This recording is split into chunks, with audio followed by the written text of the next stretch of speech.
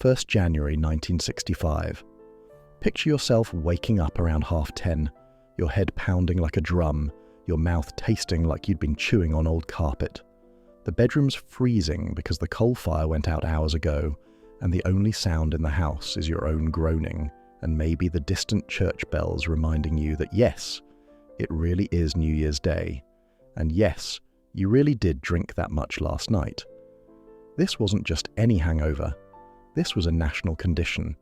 Because in 1960s Britain, New Year's Eve meant one thing. You went to the pub, you drank until the bells, you stumbled home singing Auld Lang Syne badly, and then you paid for it the next day. The whole country paid for it. But here's what made it worse. The pubs were shut, completely shut. New Year's Day was a bank holiday, which meant the one thing that might have helped, a little hair of the dog, was utterly impossible. You were stuck at home with your throbbing head, your queasy stomach, and absolutely nowhere to go. Let's be honest about what New Year's Eve looked like in 1960s Britain. It wasn't glamorous house parties with champagne and canapes, not for most of us anyway. It was your local pub, packed to the rafters, everyone determined to see the new year in properly. The smoke was so thick you could barely see across the room. Men in their work jackets stood 3 deep at the bar. Women perched on stools near the dartboard, their best frocks on, lipstick carefully applied hours earlier, and now fading. The air smelled of beer, cigarettes, and that particular mix of wool coats and hair oil that defined every British pub in winter. By 11 o'clock, the place was heaving. The landlord behind the bar moved like a man possessed, pulling pints as fast as his arms would allow. Bitter, mild, the occasional whiskey for those feeling flush. If you were really posh, you might have ordered a gin and tonic for the missus.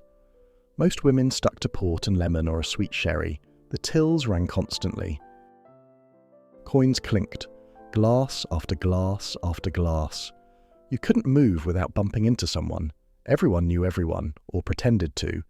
Neighbours who'd barely spoken all year suddenly had their arms around each other's shoulders. Old grievances were temporarily forgotten. Someone would start singing. Someone always started singing.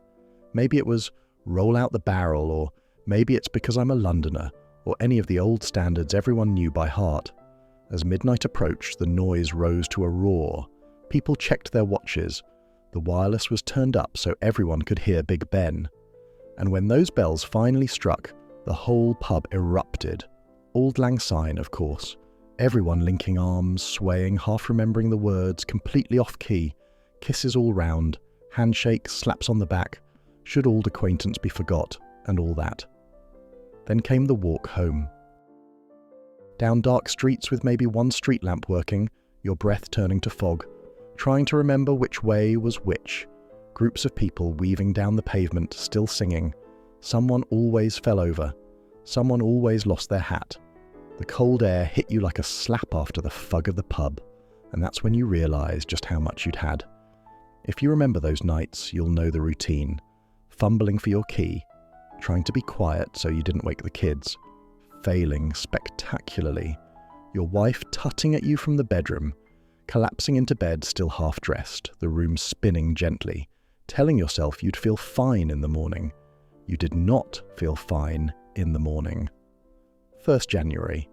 Bank holiday. The pubs shut by law until the 2nd. No corner shop selling Alka-Seltzer. No garage open for a bottle of Lucozade. No cafe frying up a greasy breakfast that might have settled your stomach. Everything was closed. Britain on a bank holiday meant Britain shuttered and silent, everyone suffering indoors. You'd lie there in bed, trying to work out if getting up would make it better or worse. The house was cold. Your head felt like it was being squeezed in a vice. Every sound, the creak of floorboards, a door closing felt like an assault. If you had kids, they'd be bouncing around downstairs full of energy, completely oblivious to your suffering. The little monsters never got hangovers. Eventually, you'd have to get up, make tea, strong tea, hot and sweet, the only thing that might help. You'd stand in the scullery, kettle whistling, waiting for the water to boil, wondering why you did this to yourself every single year. The answer was simple, because everyone did. New Year's Eve meant the pub, and the pub meant overdoing it. That was just how it was. Dinner on New Year's Day was usually leftovers from the night before. Cold cuts, pickles, bread and butter. Nothing fancy. Your stomach couldn't handle fancy. Some families made an effort, roasted something proper, but most of us just picked at whatever was in the larder. The thought of cooking made you want to lie down again. The wireless played quietly in the corner. Maybe there was football on. Maybe you tried to listen, but concentrating felt impossible. Your brain was made of cotton wool. The room felt too bright, even with the curtains half drawn. You'd sit in your armchair, tea going cold in your hand, thinking about all the things you'd said last night that you probably shouldn't have. And the regret. Oh, the regret was real. Not just for drinking too much, though that was part of it. You'd think about the money you'd spent, 3 or 4 quid easily, when you promised yourself you'd only have a couple. That was half a week's shopping gone. Your wife would give you that look, the one that said more than words ever could. You'd mumble something about it being once a year, and she'd just shake her head. By mid-afternoon, you'd start feeling almost human again. The headache would dull to a manageable throb. Your stomach would settle. You'd venture outside for a walk, partly for fresh air, partly to escape the house. The streets were quiet. Other men would be out doing the same thing, hands in pockets, collars turned up against the cold. You'd nod at each other. No words needed. The universal acknowledgement of shared suffering. Come evening, you'd be counting down the hours until the pubs opened again tomorrow. Not because you wanted to drink. God, no. The thought of beer still made you queasy. But because normality would return. Britain would wake up properly. Shops would open. Buses would run their full routes. The country would shake off its collective hangover and get back to work. Hit subscribe to keep these moments of British history alive, the good, the bad, and the thoroughly self-inflicted. New Year's Day in 1960s. Britain was a study in national stubbornness. We knew we'd overdo it on New Year's Eve. We knew we'd regret it on New Year's Day. And yet, come the following December, we'd do it all again. The pub, the singing, the stumbling home, the pounding head, the closed shops, the cold tea, the regret. Year after year after year. It wasn't glamorous. It wasn't particularly sensible. But it was ours.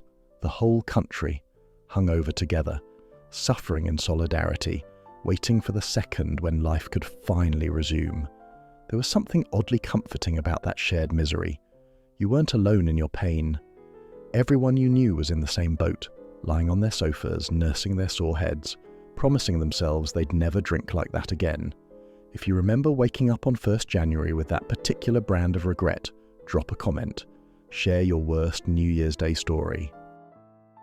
Because these moments, as painful as they were at the time, they're part of what made us who we were.